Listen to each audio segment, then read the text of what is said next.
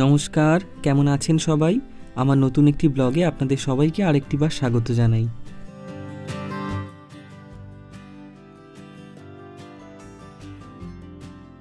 সকাল এখন 6:30 মতন বাজে। আমরা সবাই আজকে স্নান করে চলে এসেছি ঠিক আমাদের হোটেলের পাশের হোটেলের ছাদে, কারণ এইখানে আমাদের প্রত্যেক দিন ব্রেকফাস্ট আর ডিনারের ব্যবস্থা করা হয়।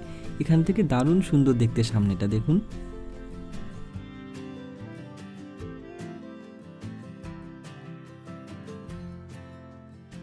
চলুন, আমাদের আজকে ব্রেকফাস্ট সাজিয়ে দেওয়া হয়ে গেছে। একটু ব্রেকফাস্ট করে নিই, তারপর বেরোবো কাজে। আজকে আছে সকালে ডিম সেদ্ধ, এখানে আছে আটা দিয়ে বানানো আলুর পরোটা, আর যারা বলে সাত সকালে আলুর পরোটা খেলে অম্বল হবে তাদের জন্য বাটার ব্রেড। এখানে পেঁয়াজ, টমেটো, ক্যাপসিকাম, পেঁয়াজকলি দিয়ে একটা ঝাল ঝাল সবজির তরকারি। এখানে আছে পোহা, আবার অল্প একটু সুজির হালুয়াও করেছে আজকে। একটা ডিম সেদ্ধ নিয়েছি। আমি এই পোহাটা নিয়েছি শুধু একটুখানি টেস্ট করব বলে, সেই জন্য সামান্য একটুখানি। কিন্তু এই আলুর পরোটা আর এই সবজিটা, আহা, এটা আমাকে বড্ড টানছে। আজকে বাইরে টেম্পারেচার 7-8 দেখাচ্ছে বারবার, আর প্রচণ্ড ঠান্ডা একটা হাওয়া চলছে, হাড় হিম করা যেন একটা হাওয়া।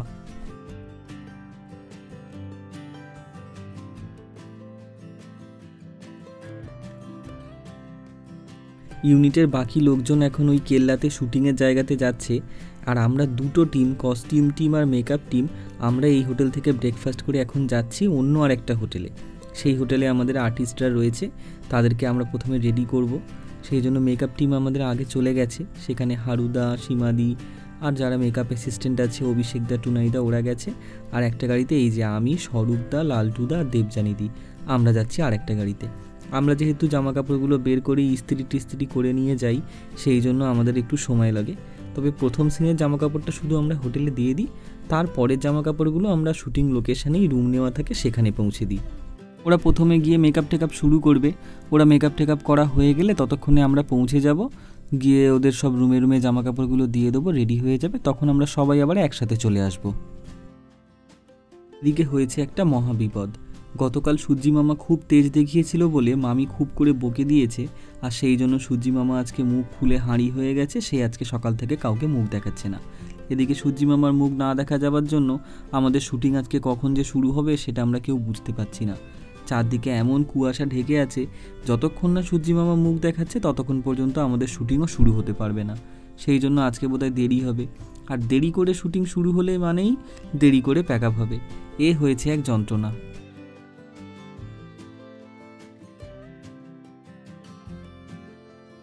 এই পুরো শহরটাতেই খুব একটা লোকজন বেশি থাকে না, আর তার উপরে হয়েছে আজকে এত সকাল সকাল আমরা বেরিয়েছি, সেই জন্য রাস্তাঘাট প্রচণ্ড খালি খালি।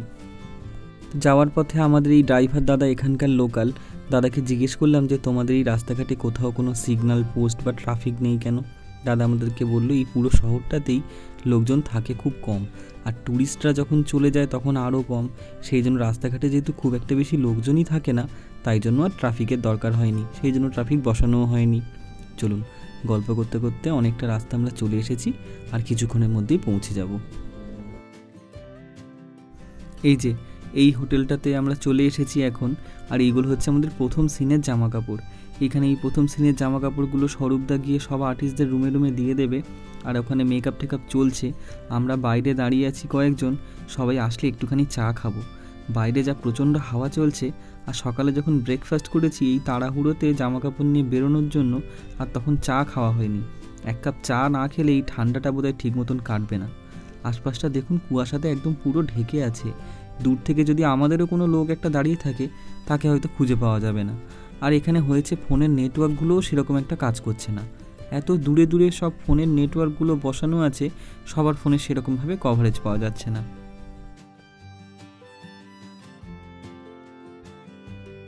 চলুন, আমাদের এখানের কাজ মোটামুটি সবার হয়ে গেছে। এখন আমাদের একটু চাও খাওয়া হয়ে গেছে, সবার মোটামুটি একটু ঠান্ডাটা কেটেছে। এবার আমরা সবাই এখন বেরিয়ে আমরা যাই এখন কাজে। যেখানে আমাদের শুটিং হবে সেখানের কি অবস্থা এখন গিয়ে দেখি। ওখান থেকেও বারবার ফোন করছে যে এদিকের কত দূর কী অবস্থা, কে রেডি হলো না হলো। আমরা বললাম যে সবাই রেডি হয়ে গেছে, এই জাস্ট এক্ষুনি বেরোচ্ছি। চলুন, আমরা এখন সবাই মিলে বেরিয়ে পড়েছি শুটিং লোকেশনের উদ্দেশ্যে। এখান থেকে যেতে আবার সেই মিনিট 40 মতন সময় লাগবে। আসলে আমরা যে এলাকাতে রয়েছি সেখানে সবাই টেকনিশিয়ানরা রয়েছি, কিন্তু আমাদের আর্টিস্টরা রয়েছে একটু শহর থেকে বাইরের দিকে। আসলে আমাদের অনেকগুলো রুম লাগবে, আমরা শহরের কাছাকাছি, সেখানে এতগুলো রুম তখন খালি পাইনি। সেই জন্য দূরের দিকে একটা জায়গাতে, এই জয়গড় বলে জায়গাটাতে অনেকগুলো রুম একসাথে খালি ছিল 5 স্টার, সেই জন্য ওইটা আমাদের আর্টিস্টদের জন্য নেওয়া হয়েছে। চলুন, চলে এসেছি আমরা সোনার কেল্লা। এখনও দেখছেন পুরো একদম কুয়াশাতে ঢেকে আছে, কখন যে এই কুয়াশা কাটবে কে জানে।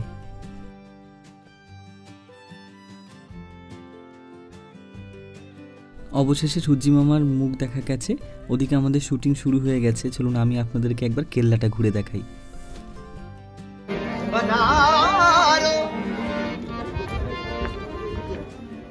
এখানে চারিদিকটা ভীষণ সুন্দর, আপনার মনোরঞ্জনের বিন্দুমাত্র অভাব হবে না। কি দারুণ পুতুলগুলো দেখছেন।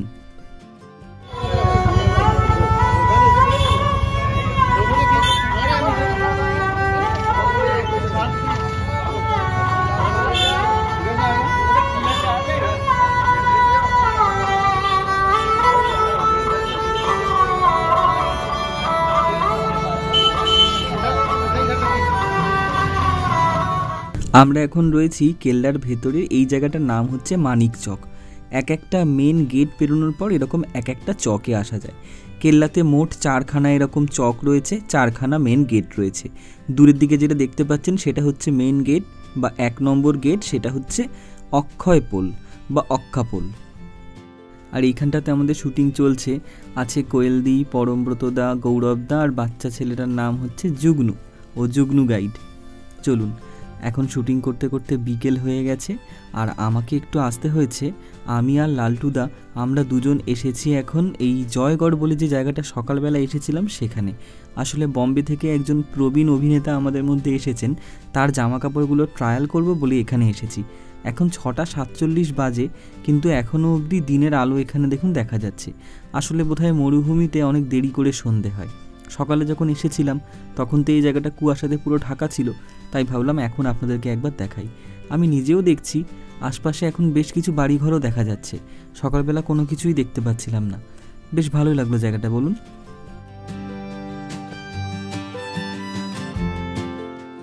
দিনের বেলা তখন আপনাদেরকে সবে কেল্লাটা ঘুরে দেখাতে একটু কি শুরু করেছি, কাজের এমন ব্যস্ততা এসে গেছে যে আপনাদেরকে আর পুরোটা ঘুরে দেখানো হয়নি। এখন এখানের কাজ মোটামুটি হয়ে গেছে, এখন এখান থেকে ফিরি। যদিও বা সন্ধে হয়ে যাবে, তবু ফিরে গিয়ে আপনাদেরকে পুরো কেল্লাটা একবার ঘুরে দেখাবো। এখন চলে এসেছি কেল্লার মধ্যে আবার। এখন রাত্রি 9টা মতন বাজে। এই সময় দেখুন অতটা বেশি আর লোকজন নেই।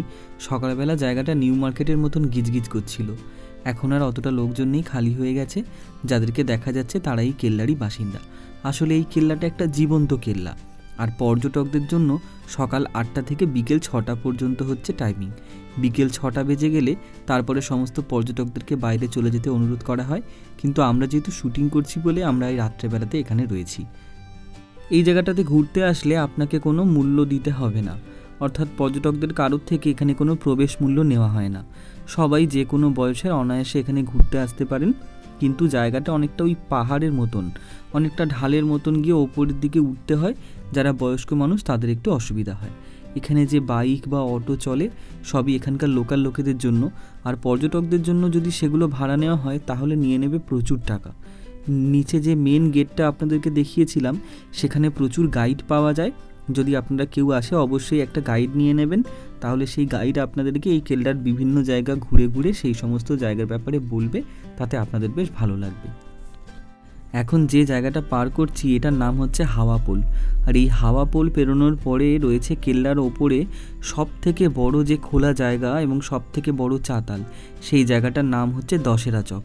এই জায়গাটা খুব ইম্পর্টেন্ট এই কেল্লার মধ্যে, কারণ পুরো কেল্লাটা আমাদের ভারতের ম্যাপের মতন অনেকটা দেখতে, আর এই জায়গাটা হচ্ছে একদম তার মাঝখানে।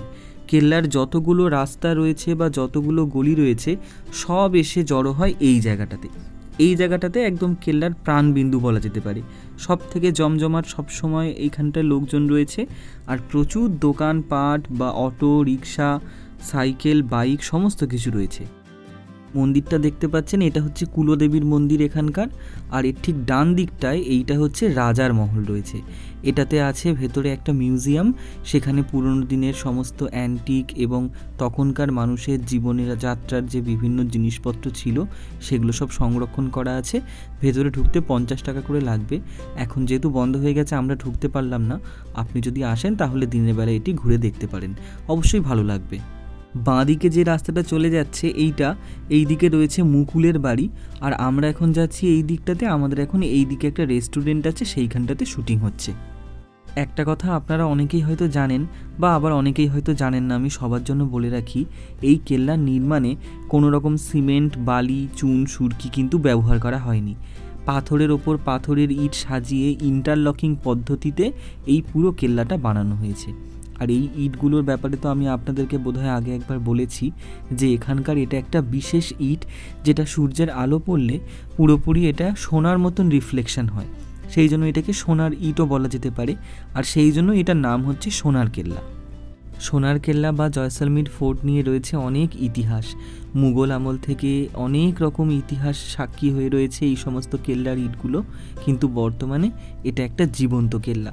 ভেতরে প্রায় 5000 মানুষ এখনো পর্যন্ত থাকে। এই সমস্ত লোকজনের বাড়িঘর, দোকানপাট সমস্ত কিছু এর ভেতরে।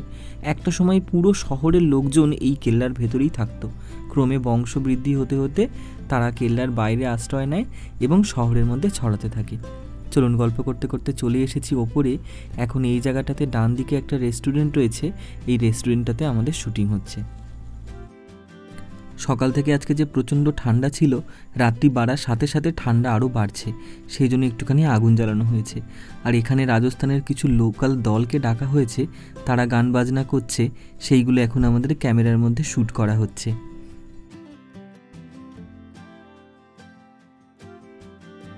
রাত্রি প্রায় 12:30 মতন বাজে। এখানকার অনেক লোকজনও ঘিরে আমাদের শুটিং দেখছে। এখানে গান বাজনা হচ্ছে, যেহেতু গান বাজনার আসরেতে একটু বেশি লোকজন থাকবেই। আমাদের ডিনার হয়ে গেছে সবার, বেশ ঠান্ডা লাগছে, তাই সবাই একটুখানি শীতবস্ত্র গায়ে দিয়ে আর একটু আগুনের ধারে বসে এদের নাচ গান দেখছি। খুব একটা বেশিক্ষণ আর বাকি নেই, এই নাচ গানটা হয়ে গেলেই আজকের মতন প্যাক আপ হয়ে যাবে, তারপরে আমরা সবাই হোটেলে ফিরবো।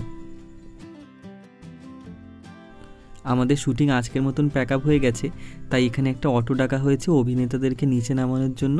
আর নিচে থেকে গাড়ি রয়েছে ওদের হোটেল অবধি যাবে। ওরা নেমে যাক, তারপরে আমরা ধীরে সুস্থে নামছি। তাহলে আজকের ব্লগটাও এখানেই শেষ করছি। আপনাদের কেমন লাগলো তা অবশ্যই কমেন্ট করে আমাকে জানাবেন। যদি ভালো লেগে থাকে তাহলে একটি লাইক করে দেবেন, আর পারলে শেয়ার করে অন্যকে দেখার সুযোগ করে দেবেন। সবাই ভালো থাকবেন আর অন্যদেরকেও ভালো রাখবেন।